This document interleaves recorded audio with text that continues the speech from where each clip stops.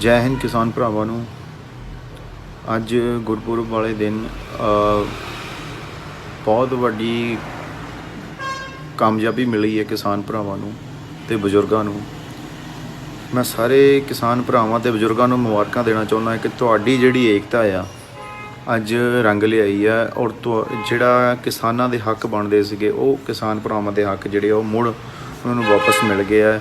ਬਹੁਤ ਵੱਡਾ ਸੰਘਰਸ਼ ਸੀ, ਇੱਕ ਬਹੁਤ ਲੰਮੇ ਸਮੇਂ ਦਾ ਸੰਘਰਸ਼ ਚੱਲਿਆ ਅਤੇ ਬਹੁਤ ਵੱਡਾ ਯੋਗਦਾਨ ਹੈ ਅਤੇ ਕਈ ਕਿਸਾਨ ਭਰਾਵਾਂ ਨੇ ਆਪਣੇ ਬਲੀਦਾਨ ਦਿੱਤਾ ਆ, ਆਪਣੇ ਪਰਿਵਾਰ ਤੋਂ ਦੂਰ ਚਲੇ ਗਏ ਆ ਅਤੇ ਉਸ ਚੀਜ਼ ਦਾ ਦੁੱਖ ਵੀ ਹੈ ਔਰ ਖੁਸ਼ੀ ਵੀ ਹੈ ਕਿ ਜਿਹੜੇ ਜੋ ਸੰਘਰਸ਼ ਤੁਸੀਂ ਕੀਤਾ ਸੀ, ਜੋ ਆਪਣੇ ਹੱਕਾਂ ਦੇ ਲਈ ਆਪਣੇ ਦਿੱਲੀ ਬੈਠੇ ਸੀ ਆਪਣੇ ਹੱਕਾਂ ਲਈ, ਅਤੇ ਉਹ ਸਰਕਾਰ ਨੇ ਉਹਨਾਂ ਫੈਸਲਿਆਂ ਨੂੰ ਜੋ ਉਹਨਾਂ ਨੇ ਆਪਣੇ ਕਾਨੂੰਨ ਬਣਾਏ ਸੀ ਵਾਪਸ ਲੈਣ ਦਾ ਫੈਸਲਾ ਕਰ ਲਿਆ।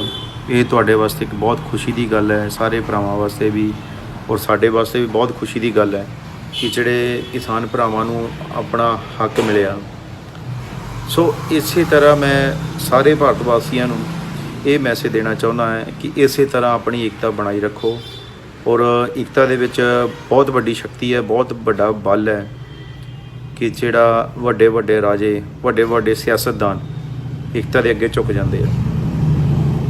ਲੋਕਤੰਤਰ ਦੇਸ਼ ਆ, ਇਹਦੇ ਵਿੱਚ ਸਾਰਿਆਂ ਨੂੰ ਜੀਣ ਦਾ ਹੱਕ ਹੈ, ਸਾਰਿਆਂ ਨੂੰ ਆਪਣੇ ਹੱਕ ਲੈਣ ਦਾ ਅਧਿਕਾਰ ਹੈ, ਕਿਸੇ ਤਰ੍ਹਾਂ ਦਾ ਵੀ ਆਪਣੀ ਆਵਾਜ਼ ਉਠਾਉਣ ਦਾ ਹੱਕ ਹੈ, ਆਪਣਾ ਹੱਕ ਲੈਣ ਦਾ ਲੈ ਸਕਦੇ ਨੇ।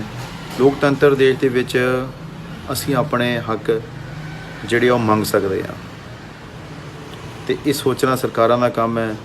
ਔਰ ਮੈਂ ਇਹ ਗੱਲ ਕਹੂੰਗਾ ਕਿ ਜੇ ਕੋਈ ਅੱਗੇ ਆਉਣ ਵਾਲੀ ਸਰਕਾਰ ਹੈ ਜਾਂ ਬਣਨ ਵਾਲੀ ਸਰਕਾਰ ਹੈ, ਇੰਨਾ ਸੰਘਰਸ਼ ਅਗਰ ਉਹ ਕਰਾਉਣਗੀਆਂ ਤਾਂ ਦੇਸ਼ ਦਾ ਅੱਗੇ ਵਧਣਾ ਜਾਂ ਦੇਸ਼ ਨੂੰ ਕਾਮਯਾਬੀ ਮਿਲਣੀ ਬਹੁਤ ਔਖੀ ਗੱਲ ਹੈ ਦੇਸ਼ ਲਈ। ਦੇਸ਼ ਤਰੱਕੀ ਦੇ ਵਿੱਚ ਨਹੀਂ ਜਾ ਸਕਦਾ, ਕਿਉਂਕਿ ਅਗਰ ਮੈਂ ਮੋਦੀ ਜੀ ਨੂੰ ਇੱਕ ਗੱਲ ਕਹਿਣਾ ਚਾਹੁੰਦਾ ਕਿ ਜੇ ਤੁਸੀਂ 1.5 ਸਾਲ ਬਾਅਦ ਕਾਨੂੰਨ ਵਾਪਸ ਲਏ ਆ ਅਤੇ ਉਹਦੇ ਵਿੱਚ ਕਿੰਨੇ ਜਿਹੜੇ ਸਾਡੇ ਜਿਹੜੇ ਕਿਸਾਨ ਭਰਾ, ਸਾਡੇ ਬਜ਼ੁਰਗ ਸ਼ਹੀਦ ਹੋਏ ਆ, ਇਹ ਨਹੀਂ ਹੋਣਾ ਸੀ। ਜੇ ਇਹ ਤੁਸੀਂ ਫੈਸਲਾ ਜੋ ਅੱਜ ਲਿਆ ਆ ਇਹ ਆਪਾਂ ਤੁਸੀਂ 1 ਜਾਂ ਮਹੀਨੇ ਬਾਅਦ 2-3 ਮਹੀਨੇ ਦੇ ਵਿੱਚ ਲੈ ਲੈਂਦੇ ਅਤੇ ਜੋ ਇੰਨਾ ਸੰਘਰਸ਼ ਕੀਤਾ, ਜੇ ਇਹਨਾਂ ਨੇ ਬਲੀਦਾਨ ਦਿੱਤਾ ਹੈ, ਹੋ ਸਕਦਾ ਕਿ ਉਹ ਆਪਣੇ ਪਰਿਵਾਰਾਂ ਦੇ ਵਿੱਚ ਅੱਜ ਉਹ ਰਹਿੰਦੇ ਅਤੇ ਉਹ ਇਹ ਖੁਸ਼ੀ ਦਾ ਜਿਹੜਾ ਆਨੰਦ ਲੈ ਸਕਦੇ ਸੀ। ਸੋ ਮੈਂ ਇਹੀ ਗੱਲ ਕਹਿਣਾ ਚਾਹੁੰਦਾ ਕਿ ਸਰਕਾਰਾਂ ਬਦਲਦੀਆਂ ਹੈ, ਸਾਡਾ ਜਿਹੜਾ ਸਰਕਾਰਾਂ ਦਾ ਜਿਹੜਾ ਸਮਾਂ ਹੈ ਉਹ ਜ਼ਿਆਦਾ ਸਮਾਂ ਨਹੀਂ ਰਹਿੰਦਾ, ਲੇਕਿਨ ਉਹਦੇ ਵਿੱਚ ਸਰਕਾਰਾਂ ਨੂੰ ਇਹ ਸੋਚਣਾ ਚਾਹੀਦਾ ਹੈ ਕਿ ਜਿਹੜੇ ਲੋਕਾਂ ਦੇ ਆਮ ਜਨਤਾ ਦੇ ਅਧਿਕਾਰ ਹੈ ਇਹ ਸਾਨੂੰ ਨਹੀਂ ਮਾਰਨੇ ਚਾਹੀਦੇ ਔਰ ਫੈਸਲੇ ਲੈਣ ਦੇ ਵਕਤ ਇੰਨਾ ਸਮਾਂ ਨਹੀਂ ਲੈਣਾ ਚਾਹੀਦਾ। ਇਹ ਜੋ ਇੰਨਾ ਸਮਾਂ ਜੋ ਲੱਗਾ ਆ ਇਹਦੇ ਵਿੱਚ ਕਿੰਨੀਆਂ ਜਾਨਾਂ ਗਈਆਂ, ਕਿੰਨੇ ਸਾਡੇ ਜਿਹੜੇ ਆ ਬਜ਼ੁਰਗ ਆ, ਕਿੰਨੇ ਸਾਡੇ ਕਿਸਾਨ ਭਰਾ ਆ ਜਿਹੜੇ ਸ਼ਹੀਦ ਹੋ ਗਏ ਨੇ। ਸੋ ਮੈਂ ਇਹ ਗੱਲ ਕਹਿਣਾ ਚਾਹੁੰਦਾ ਕਿ ਉਹਨਾਂ ਸ਼ਹੀਦ ਪਰਿਵਾਰਾਂ ਦੇ ਵਿੱਚ ਜੋ ਬਣਦੇ ਹੱਕ ਹੈ ਉਹ ਉਹਨਾਂ ਨੂੰ ਦਿੱਤੇ ਜਾਣ। ਹੋ ਸਕਦਾ ਕਿ ਕਿਸੇ ਦੇ ਜੋ ਸਾਡੇ ਕਿਸਾਨ ਭਰਾ ਜਾਂ ਸਾਡੇ ਕਿਸਾਨ ਬਜ਼ੁਰਗ ਸ਼ਹੀਦ ਹੋਏ ਆ ਉਹਨਾਂ ਦੇ ਸਿਰ 'ਤੇ ਹੀ ਇਹ ਘਰ ਚੱਲਦੇ ਸੀ। ਅਤੇ ਸੋ ਹੁਣ ਮੌਕੇ ਦੀ ਜਿਹੜੀ ਸਰਕਾਰ ਹੈ ਇਸ ਟਾਈਮ ਕੇਂਦਰ ਸਰਕਾਰ ਹੈ, ਉਹਦਾ ਸੋਚਣਾ ਫਰਜ਼ ਬਣਦਾ ਹੈ ਕਿ ਜਿਹੜੇ ਸ਼ਹੀਦ ਹੋਏ ਆ ਉਹਨਾਂ ਪਰਿਵਾਰਾਂ ਨੂੰ ਮੁਆਵਜ਼ਾ ਦਿੱਤਾ ਜਾਵੇ ਅਤੇ ਉਹਨਾਂ ਦੇ ਜੋ ਹੱਕ ਹੈ ਉਹਨਾਂ ਦੇ ਬੱਚਿਆਂ ਦਾ ਜਾਂ ਉਹਨਾਂ ਦੇ ਪਰਿਵਾਰ ਦੇ ਵਿੱਚ ਜਿਹੜੇ ਮੈਂਬਰ ਹੈਗੇ, ਸਦੱਸਿਆ ਹੈਗੇ ਆ, ਉਹਨਾਂ ਨੂੰ ਜੋ ਉਹਨਾਂ ਦੀ ਬਣਦੀ ਸਹੂਲਤ ਆ ਉਹਨੂੰ ਦਿੱਤੀ ਜਾਵੇ। ਅਤੇ ਮੈਂ ਨਰਿੰਦਰ ਕੁਮਾਰ ਹਾਜੀਪੁਰ ਇਹੀ ਗੱਲ ਆਪਣੀ ਤੁਹਾਡੇ ਵੀਰਾਂ ਮਾਧਿਅਮ ਰਾਹੀਂ ਮੈਂ ਪਹੁੰਚਾਉਣਾ ਚਾਹੁੰਦਾ ਕੇਂਦਰ ਸਰਕਾਰ ਤੱਕ ਕਿ ਜੋ ਬਣਦੇ ਹੱਕ ਆ ਉਹ ਜਲਦ ਤੋਂ ਜਲਦ ਦਿੱਤੇ ਜਾਣ। ਧੰਨਵਾਦ ਜੀ।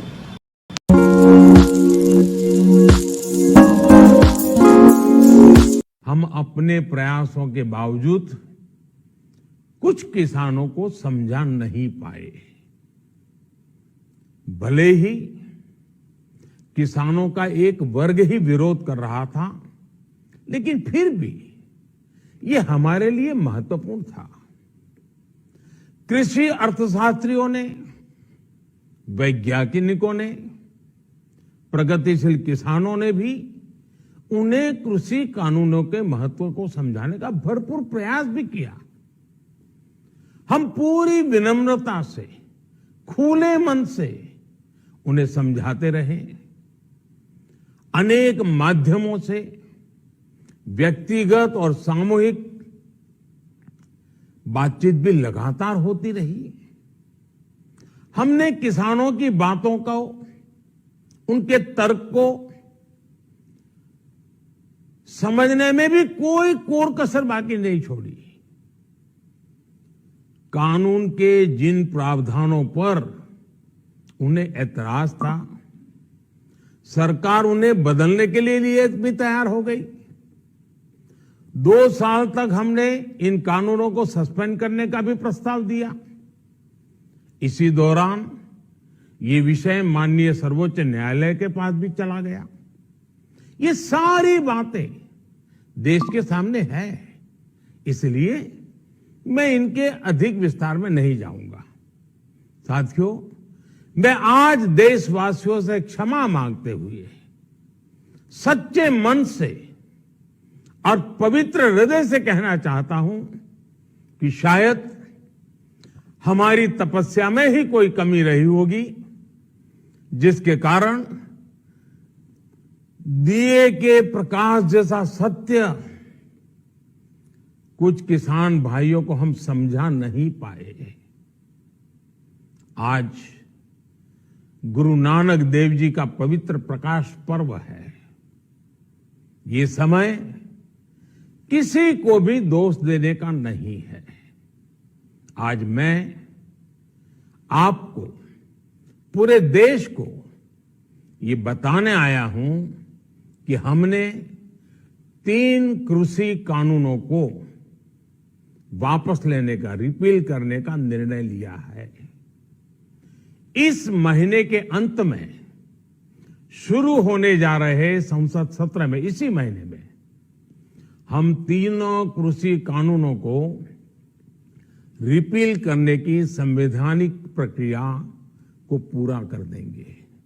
साथियों, मैं आज अपने सभी आंदोलनरत किसान साथियों से आग्रह कर रहा हूं, आज गुरु पर्व का पवित्र दिन है।